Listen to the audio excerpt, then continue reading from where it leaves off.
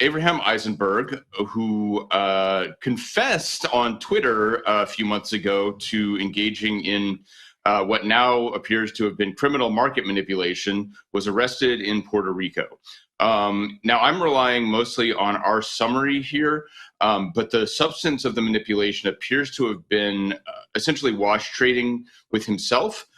He bid up an asset on this Mango Markets decentralized marketplace, used that falsely bid up price as collateral for loans, and then used that to drain a DeFi liquidity pool. He is now under arrest, and there are tons of interesting precedent here. The one that I think stands out to me is that even though these deregulated or decentralized marketplaces are not formally regulated, perhaps by any U.S. entity, the things that you do on them can still be targeted if they are deemed criminal under existing standards. And wash trading and manipulating prices falsely is criminal and certainly subject to civil penalties too.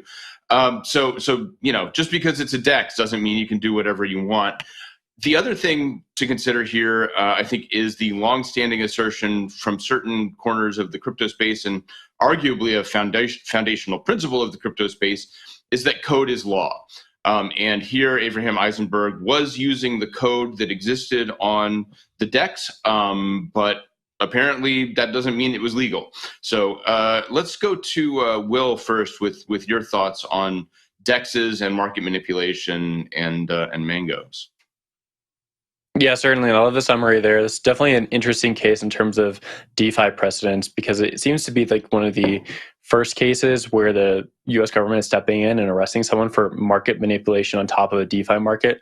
DeFi markets, you would think of it as not having any jurisdiction, right? Because it's decentralized, so it can operate anywhere. You can just add an asset, trade on top of it, take a loan out anywhere on the globe. But the U.S. government seems to think that they definitely have an interest in this case. They made an arrest in Puerto Rico based on the information that was out there about this case, which was freely available. After Avi Eisenberg executed this trade, he actually published a blog post about it and some tweets.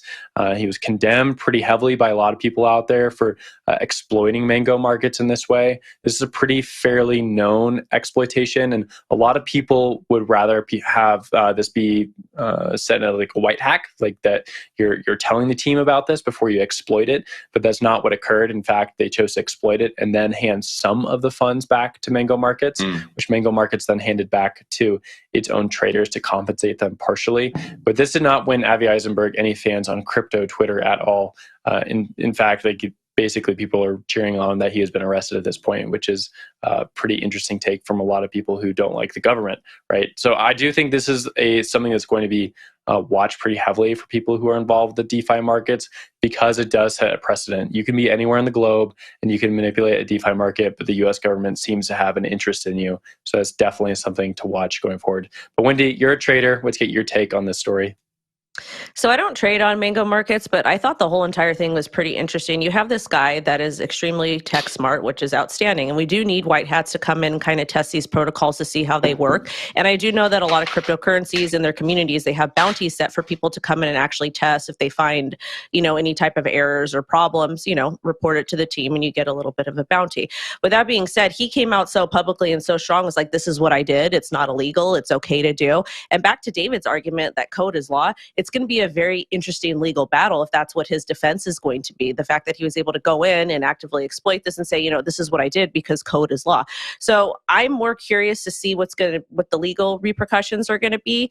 And again, I do have to, before I toss this over to Jen, I still think the United States of America made a very, very bad decision by not integrating some sort of cryptocurrency laws and regulations so people kind of know what they can and can't do.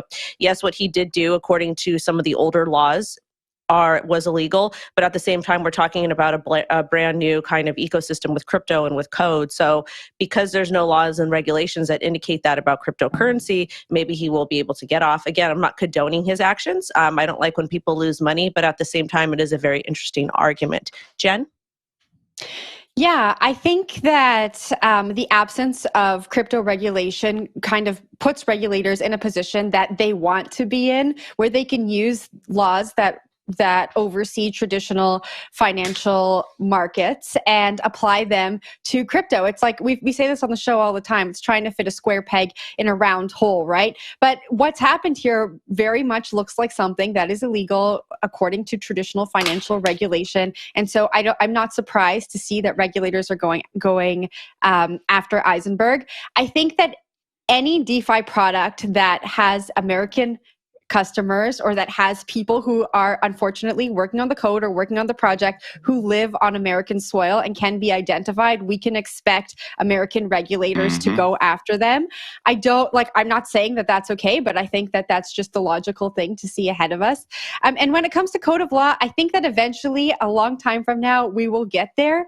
But as long as we don't have true decentralization, I don't think regulators are going to look at code as law the same way that we do and the same way that so many people in this industry does. And so I do think that this is going to be a precedent-setting case. I don't think that we're going to see the precedents set that we want to see set out of this, but I still think it's a step in the right direction to understanding the vulnerabilities in decentralized finance and the vulnerabilities with our existing law. So that's my optimistic / pessimistic view on this. I don't really think we're going to get anywhere.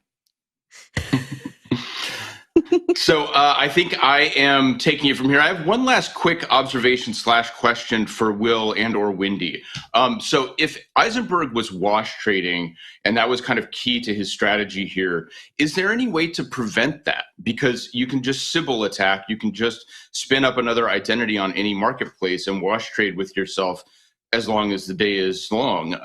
What's going to prevent that from a code perspective? Do either of you have thoughts? I'm not the most tech savvy person, but I think that that's a very interesting argument, is that you can just create another identity and keep doing the same things over and over again. So I don't know how they're going to be able to deal with that. I don't know if there's any way that smart contracts can kind of prevent this from happening, unless you're tracking somebody's IP. But then again, you have VPNs and all these other ways to go about it. But at the same time, I think it's important to know there's bad people in every single industry, and there's also bad actors. So if somebody's going to do something bad, it doesn't mean that there only bad things happen in cryptos. Behavior like this can be applied to any other industry. Will?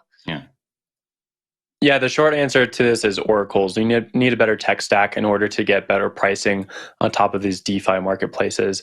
As great as DeFi is, it still has a lot of problems, and you need better price information in order for the markets to operate efficiently. What we saw here really was a case of Avi being able to sell two assets between himself. And at one point he's selling it for price A and then selling it and accepting it for price B. And the difference between those prices enabled him to take a loan out and then cash out that loan and basically default on the loan to himself and end up with a whole bunch of money.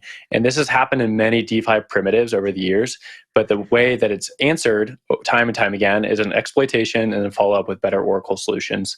So things like Chainlink can help, and then things like Uniswap v3, where you can just look at the pricing oracles on top of an open DeFi market that has a lot of liquidity. That can solve a lot of these lending book problems.